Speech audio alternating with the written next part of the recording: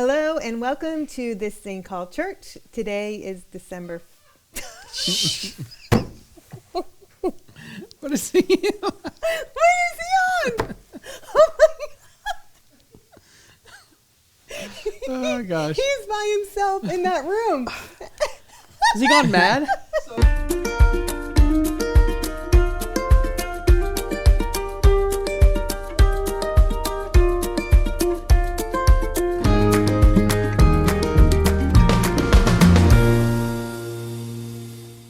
Hello and welcome to this thing called church. Today is Wednesday, December 1st. This is episode number 14. And so it's kind of weird. We left right before Thanksgiving and now we're back and it's Advent. Yeah, it's December. Yeah, and it's already December. Which is crazy. How was your Thanksgiving, David? How was yours? That was good. Did you go anywhere? Just to family. We were close by. They're close by, so both sides of our family actually like each other and get along and enjoy time together. So we all got together in one place. It was great. Did you have to cook? Yeah, we cooked a lot. Okay. Yeah, That's we not a like to problem. cook though. Yeah. It was a good day. Ate a lot too. Yeah. How about you? We actually had everybody from Virginia, and then my wife's family just lives down the street. So and her brother came up from Alabama. So Nice. And we hosted a college student who couldn't get back to California, and that was fun. fun. Yeah. I was worried about it because you don't want to bring a stranger into your family dynamics. But Yeah. he sat at the kids' table. Oh, He was like this 20-year-old, and he was sitting over there with an 11-year-old talking about Minecraft. So Yeah. Oh, good. Oh, wow. he was cool. Yeah. That mom and dad were super thrilled that I'm sure. their kiddo had somewhere to be. Yeah. We even made him a pumpkin pie. He thought it was for him, but it was not. But he thought it was. Because His mom said his favorite thing is pumpkin pie. We're like, oh, okay, we'll make that then. You owe him a pumpkin pie. Yeah, probably if he watches this. He actually comes to church quite a lot on Oh. Sundays. Yeah. Oh, good. His name's Drew. college, David's in college? Mhm. That's awesome. Awesome. Long way from home. But we didn't have nearly the excitement that Karen had at her Thanksgiving. So you want to tell us? what you- Obviously. So we had a big family reunion down in Santa Rosa Beach, Florida. It's on I the had never heard of it. I had to look it up. Oh, it's so nice. You and I don't get to go to places like that, Kevin. Oh, please. You're going on a 10-day cruise around the Greek islands. It's a good plug. Good plug. Go ahead. Yeah, exactly. If you're interested, talk to David. Yep. But no, so we had, I think there were 42 of us. Oh, gosh, Yeah, that's a lot. yeah. And this part of Florida, it's on the Gulf Coast. The water is just gorgeous. It's like being in the Caribbean without leaving the country. The sand, like sugar sand. But like I knew it was going to be an okay time, but I guess I was really like, not only was the location and getting away just beautiful, but then the family and being with family that we haven't seen in a while. And everybody, I mean, we just laughed and laughed and laughed for 5 days and just rebuilt those relationships and those connections. And so it was really good memories. And it was interesting because we had, so it's like my dad and his brother and sister were like, it's that family.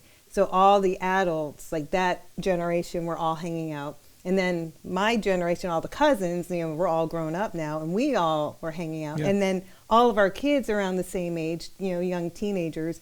So they were all, it was like true 3 generations of family, just bonding and spending time together and making memories. So Awesome. it was amazing.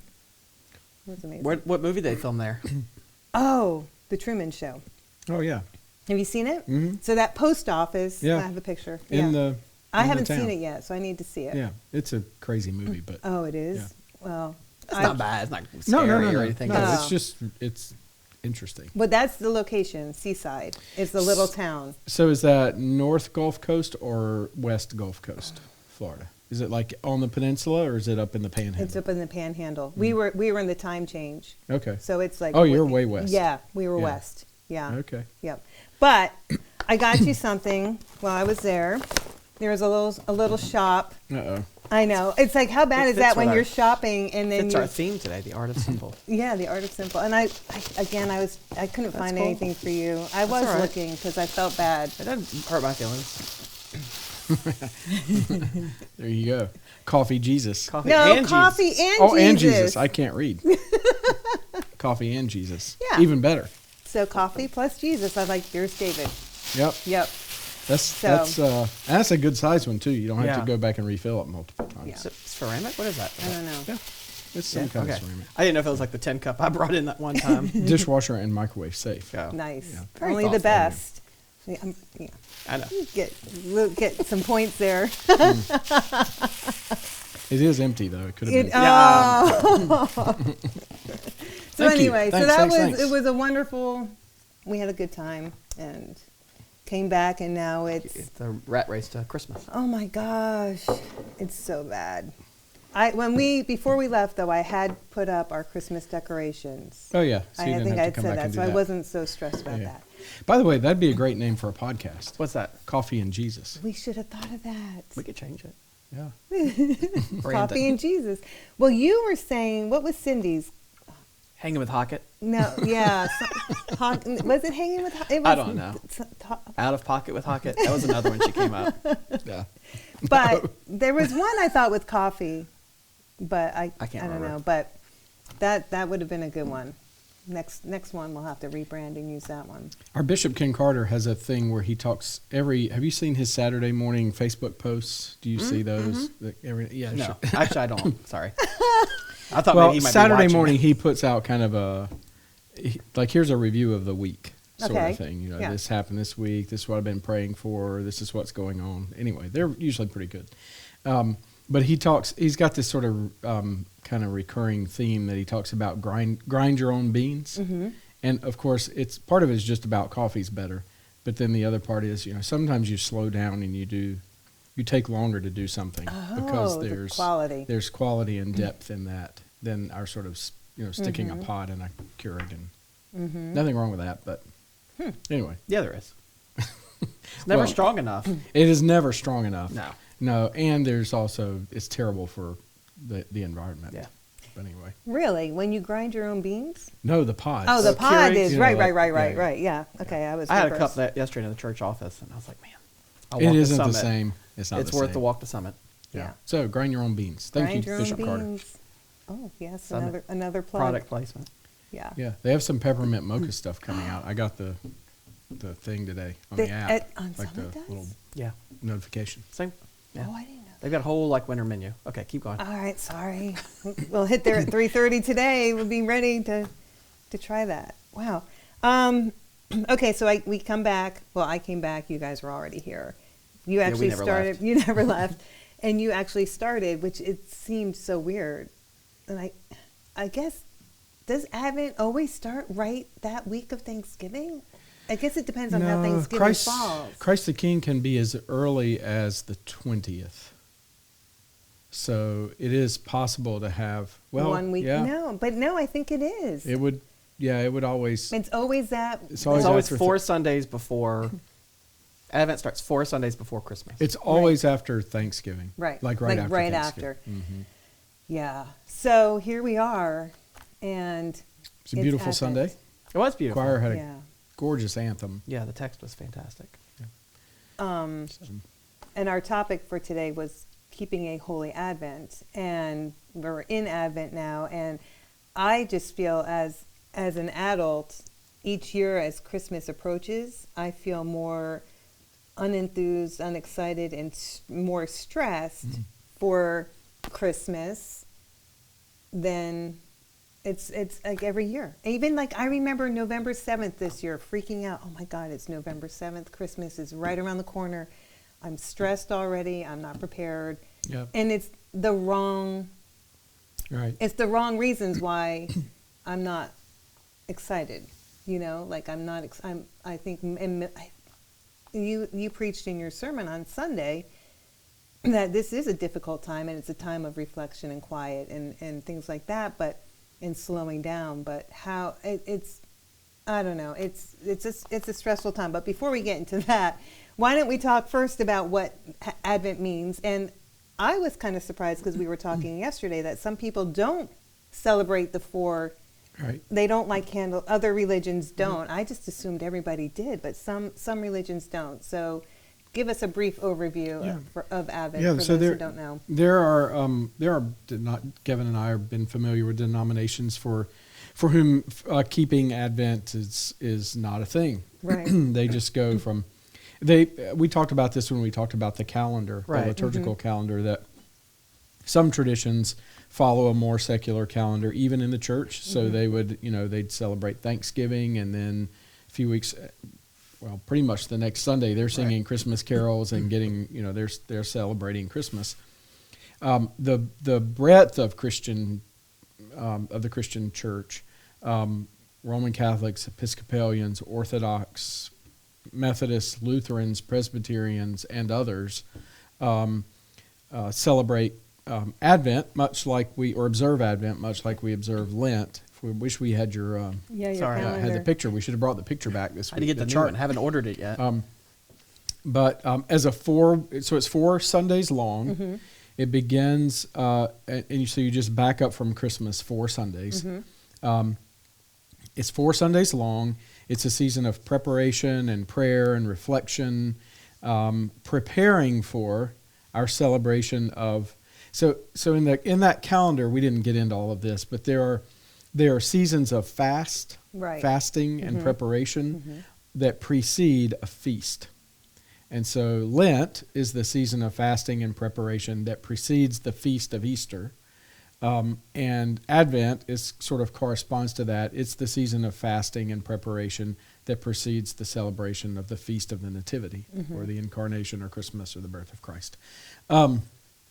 So in some ways, it's we talked about this yesterday a little bit, that it's a corrective to our culture's desire to start celebrating Christmas in September, or or whenever, July. Yeah, whenever the Hobby stuff. Lobby is in July. Yeah, whenever the stuff goes out, they're on to the holiday, and then they're over the holiday by sometime that evening on the 25th. Right. Yeah. Whenever.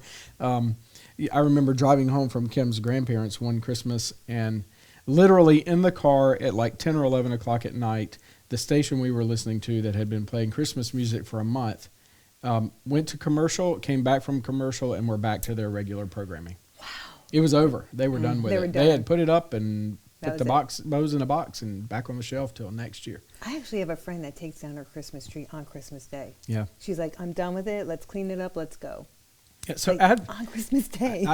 So Advent's a corrective to that. It's to try to, because Christmas is then actually a 12-day season in the church, which begins on Christmas Day and ends on January the 5th, because January 6th is Epiphany, which on the calendar cycle starts another season of the year. Right. We can talk about that one later. But so it's a corrective to our commercialization of the holiday, to our sentimentalizing and romanticizing it, little baby Jesus in a manger, isn't that so sweet? And so a lot of the scripture readings during Advent point to, they're the John the Baptist kind of edgy readings of, I'm coming with a winnowing fork, and there are going to be signs in the, in the moons and in the sky, and things are about to change, and they're going to change. I love from Handel's Messiah, every valley. Yeah, every valley and hill will be made. Every hill will be made low. It's like God is coming with a bulldozer to level it all and start over. It's not just sort of some sweet and mild thing. Jesus is invading our world to take it over and change it, to reclaim it for God. Right. So get ready for that. Yeah. Not get ready for the presents and the parties and the, the warm, fuzzy Hallmark stuff. Right. But get ready for literally a revolution. Yeah. And that's precisely, if you read the infancy narratives, that's how Herod saw it. Right. There's a rival king now, and I have to deal with that. Right. So Advent's a season of prayer, preparation, reflection, hopefully to help us, even though, Kevin, you were saying we fill up the calendar with tons of church stuff. Right, yeah. I was thinking about that, though, because, one of the things is, don't be busy during Advent. Right. But, and probably we would say the same thing for Lent. Don't be busy at Lent. But we're on the other side of it, right? We're the church. Right. This is our Super Bowl, right? In that aspect, like, so it's kind of like the church can't just be not busy. We have to provide the services and provide the resources and provide the things for people to connect. This is the time where people probably Easter, Christmas connect most with the church more than they do throughout the year. So it kind of sucks that we have to be the busiest time of the year for us when we're telling everybody to slow it down. So the 4 themes of hope, peace, joy, and love. Why are you laughing? I'm laughing because my daughter, anyway, she gets really torqued up about this, and she was upset because she thought it should be a different order. Well, yeah, I was going to ask, why are they in that, like, who picked the order? I don't know. I have no idea. That's the thing about this, right? Like, we're not being legalistic on Advent. Right. Like, Jesus didn't say you should celebrate this. Well, and that's what you 4 said. Sundays in this order. It's not in the Bible. No that one we went need up to a this. mountain and God Right. handed it to them in Right. a blinding light and said, "Here, you do this." Right. The church created Advent. Right. And the order, some years the Methodist Church will say, "No, don't do hope, peace, joy, and love." They do completely different things. We tend to, because we made banners. Yeah. So it's hard to make new banners every year, but stick with these hope, peace, joy, and love. Joy being the Sunday that we usually remember the Virgin Mary and the Magnificat, which we'll do this year, and this sort of excitement. The other part of it, it's a pink candle to represent that, but it was also sort of in this penitential time, you were halfway done with it, and you could have a little bit of joy and excitement before you get to Christmas. Yeah. And we do blue. I think we talked about this last time instead of purple. And some of my friends on Facebook are, criticizing us on that. But, again, that's just how we do it. I mean, Right. it's not it wasn't prescribed by God to Moses on Mount Ararat. Yeah. Well, it's back to what Kevin said when we talked about Christ the King Sunday in the liturgical year. It's really about ordering time. And the church. And this began in Judaism. The Jews had ways of ordering time. I mean, Sabbath was the center of a weekly cycle of time. And so everything revolved around that. And then setting times of the day for prayer. I mean, if you think about Muslims praying 5 times a day, it's a way the church, early Christians prayed the Lord's Prayer multiple times at appointed times throughout the day. It's a way of ordering our time around something other than ourselves. And that something is Christ. And so this is the way we prepare to order time around the birth of Christ and what the incarnation means for us. So that it's not ordered around when Hobby Lobby puts out the Christmas trees. Right. Or not around their sales schedule. Yeah, not around Black Friday. Yeah, not around Black Friday. And not around ourselves and our own desires and wishes. But hopefully it draws us out of that a bit and reminds us, and Mike Slaughter has a wonderful little book. It's a Christmas study called Christmas is Not Your Birthday. Right. So hopefully Advent is a way to help us all pause and remember, oh yeah, wait, this is not about me. Right. This is about something else. And you mentioned the Christmas tree coming down. A former associate preached a sermon about how he would drive by the recycling place up in western North Carolina, and you'd see December 26th, all these trees are in the thing now. But think about planning a trip to the shore or something. How much fun it is to plan and anticipate. So much that when you get there, sometimes it can be not a letdown, but just it was much more fun looking at the maps back when you could have a map, figuring out where you're going to eat, where you're going to stay, those kinds of things. And I think Advent helps us kind of contextualize the Christmas in that way, that we're looking forward to it, we're anticipating it. It's not just getting through it, and then my wife said the other day, she's going to be tired of Christmas music next week. Yeah. Well, speaking of Christmas music. Oh, here we go. I knew you were going to do it. What? Go ahead. Okay. So, well, and I've heard, I know. So we, on Sundays, we don't, and that was another article I read too about Advent, but we don't sing Christmas carols. No. But. Not yet. Not yet. We will. We sing them on Christmas Eve. Yeah. Well, and we also do it on December 19th for lessons and carols. So there'll be a whole bunch of that. But what constitutes a carol versus a hymn? You don't want me to go into all that. Oh, okay. Because short version, a refrain usually. "O come, let us adore him." "O come, all ye faithful" is a Christmas carol. Right. Because it has a refrain. But Joy to the world is not really. But it's in the hymnal. Yeah, it's a hymn and a carol. Okay. It's a musical thing. All right. Nobody I'm wants to hear reading me. in the detail. All You right. don't Because want to I was do just like, this. well, I can understand not singing Jingle Bells and that kind of stuff, but some of the other Jingle Bells is a carol, right? not a hymn. What about "O Holy Night"? I have my personal feelings about that too. Somebody, sorry, not a carol. Okay, so we could sing that one. We don't sing Christmas hymns. I guess we should say Christmas music. Oh, okay. It's not necessarily Christmas. It's not really carols. It's just okay. Christmas music. And let me say, I am not the the liturgical Grinch here. No, this I know. is the reason it all fits in with what we're talking about. So then, how do you know what songs to pick? Well, in the hymnal, it has promise coming, and then it has birth. Okay. Right. So that helps us a little bit. Okay. All right. Yes. Again, you don't want me to go on to all this. I mean, everybody will cut this off if I go into all this. Maybe I'm just weird, but I actually think some of the Advent hymns are some of the most beautiful hymns in the hymnal. Yeah. O come, Emmanuel. Yeah. Which is a carol, an Advent carol. Which is ancient. It's old. Oh, yeah. Right. I love how folks used to say, let's sing the good old hymns. And usually they meant the stuff written in like 1900. Right. Oh, wow. And so I'd pull out, O come, Emmanuel.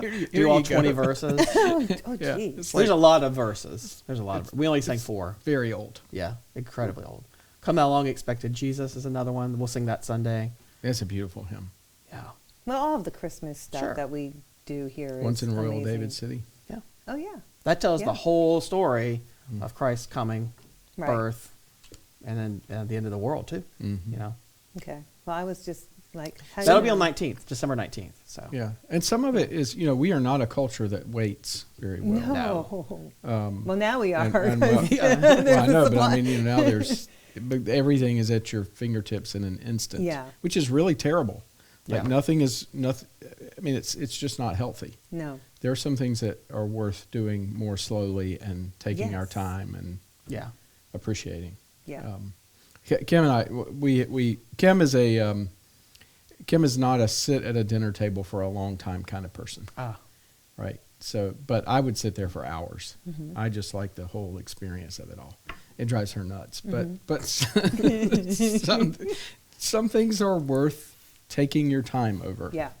And so Advent's just a way to say, let's take our time with this and be watchful and prepared so that we receive Christ and not something else at Christmas. Maybe it's the company at the dinner table she doesn't like. Well, I have thought about that. And maybe that's why I enjoy it so much. Good save there. Good save. Her company is so pleasant. Do you want to say that to the camera? No. Okay. Sorry. Oh, no, it's all good. So how do we stop, thinking about the gifts and the stress and everything that we need to get done before Christmas, and how do we live in the quiet and holy time? Because I think that would be if you could write a book on that, you'd be a best. I mean, and I also feel like each year it gets worse and worse, busier and busier and busier, stressful. And I almost wonder if it's, and I'm not this type of person to even say this or talk about this, but is that Satan keeping us busy and distracted from the true meaning? Yeah. Is busyness a sin? Is that being so busy that you're not paying attention to what you're supposed to be? Yeah, I think it is. I mean, busyness is a sin. Mm-hmm. I mean, this idea that we have to constantly be producing something is sinful. Right. I mean, again, back to Sabbath. That was what Sabbath was all about, is that you are not what you create, what you produce. That is not where the value of your life comes simply because your life is valuable as a human being simply because God gave it to you. Right. Right. That's where the sacredness of your life comes from, not from your ability, how much you're producing. Our culture is, it is sinful that we measure people by what they produce, by what they create. I read a wonderful article the other day that said our church is something to the effect of, our church is a royal waste of money. Wow. Right. Wow. And her point was it's that John passage where Mary pours out the expensive ointment on Jesus' feet. So much of what we do looks like a complete waste of time and money when we're not producing anything. Right. But the point is we're lavishing on Christ, the only one who deserves our glory and praise. We're wasting it all on him. And so I think there's something about there's hopefully something within Advent that helps us take a step back, catch our breath a moment, realize that we're not about what we produce or consume, and that our life is a gift, and that God loves humanity so much that God was willing to become one of us, like take on our flesh. Right. And gosh, Karen, it is a challenge because the world is screaming at us 24/7. You are what you produce. You are what you consume. Go buy stuff. You need this. You need that. It's capitalism. That's how it works. And I'll probably get in trouble for this, but capitalism is not sacred. Right? There is no economic system that was handed down by God to the world. It stands under the judgment of God too. Right. And so the parts of capitalism that are damaging and harmful and that pull God's people away from being faithful and holy, we should just name that and be upfront about it. And I'm as guilty as anybody from over-consuming and buying stuff I don't need and running around at Christmas like a knucklehead and trying to get the right gift for the right person when, quite frankly, most of them could care less about the gift. They'd much rather have my time than they would something they've got to dust. Right. And I think even as parents and having children, you have this, it's like now even more like this day has to be phenomenal for them for the wrong reasons. Right. It's got, you don't want them to be disappointed on Christmas morning, and you have the visions of the gifts and everybody just having the best time, and it's all done in an hour. And then you're like, now what? It's got all that wrapping paper there. I know. And they're over in a corner playing with a box. Right. Like little kids do that. Right. Yeah. So it's really, you have to really focus on hard. On that and not be over busy. Come to worship. That's a good way to. On Christmas Day even. Yeah, on Christmas Day this year. Yeah. But honestly, come to worship during Advent. Just give an hour to something other than the craziness that we all get caught up in this season, and see if it helps. Right. Just to be in God's presence, to sing a hymn or carol or to pray, to listen, to hear the story retold. Right. And it's not magic. I have a good friend who's an Anglican monk, and he says, sometimes it's like a batter. Sometimes you hit well, sometimes you're in a slump, but you just keep showing up to the plate. Like you just have to keep doing it. And I'm sad about that story because you said it's a batter. I was thinking a cake. So no, not that kind of batter. Okay, that's fine. I'm more of a pie person. Okay. Than cake. Sorry, I was like, sometimes you miss. Yeah, I've had that happen. Wait. No. You even said plate. So. Italian cream. Yeah. Pound cake. I could do that. I do like that. How quickly we that was my devolve. I apologize. All good. I think I brought this book to show David something else, but an Advent devotional. Those are really great ways to spend 10 minutes to read and take time out to, once again, reorient yourself. Yeah. This one is called Watch for the Light, and it started 3 weeks ago, I think, and goes through Advent or Epiphany. Yeah, it's a great one. It's got poetry and writings from everybody. You said from Aquinas to who? Dorothy Day and Kathleen Norris, Philip Yancey, Thomas Merton, C.S. Lewis. Is this the book that you said was the best book you? It's one of the best books, except for the Bible. It is one of the best compilations of writings from a lot of different authors that I have on a shelf. It's really good. Okay. There's a lot of depth in it.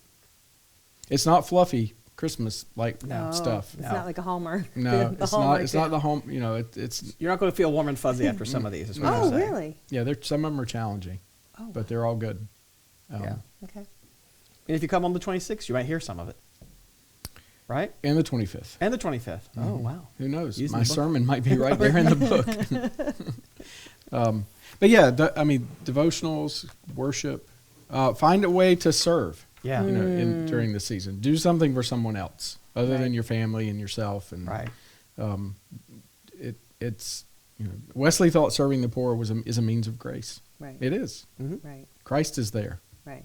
And I heard yesterday we ran out of angels, so that's early on. Early on. For the angel tree. Yeah. Oh, okay. Yeah. But there are other ways you can look around. Yeah. Yeah. Well, wonderful topic and some good information there. I'm going to try to change and be better.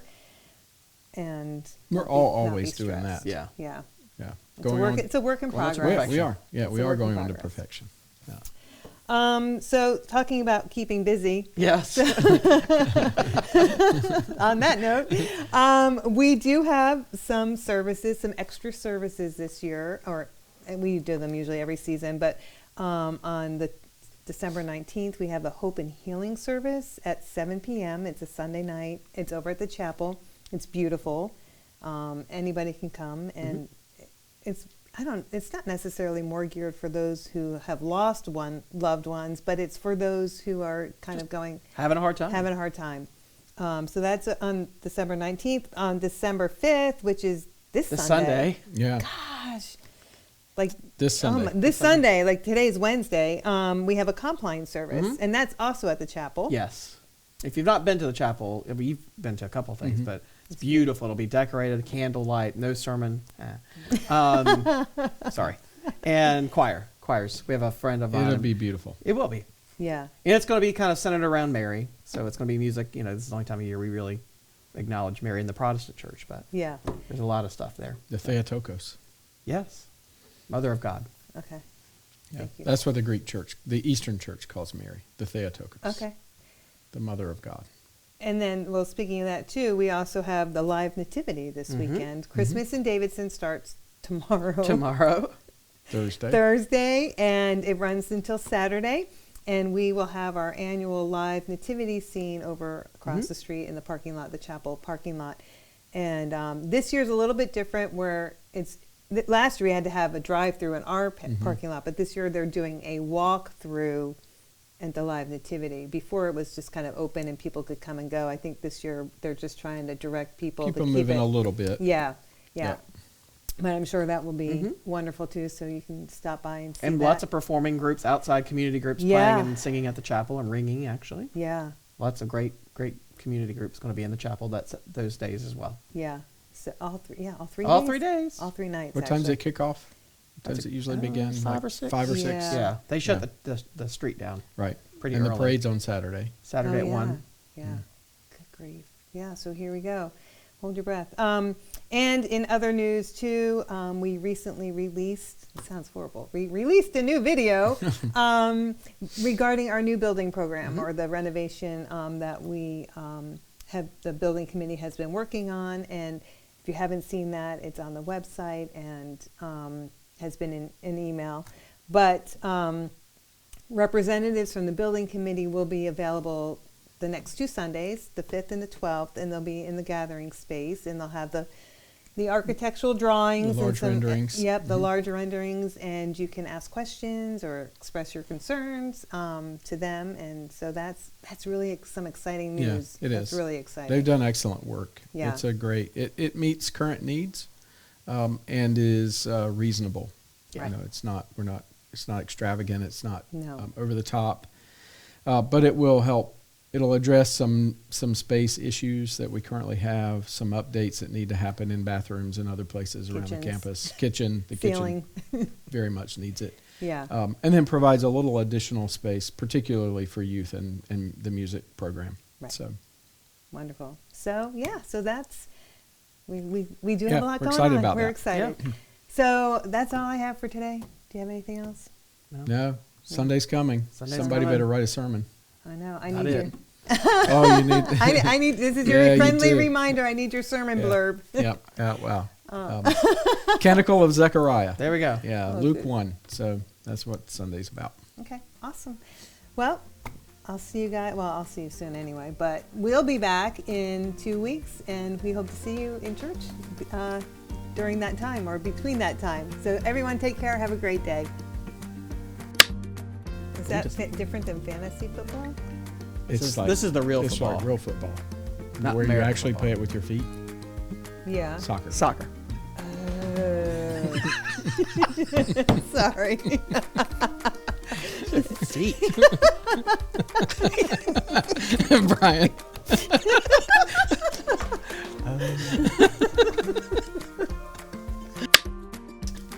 Well, batter and batter are the same. Yeah, they are the same. Yeah.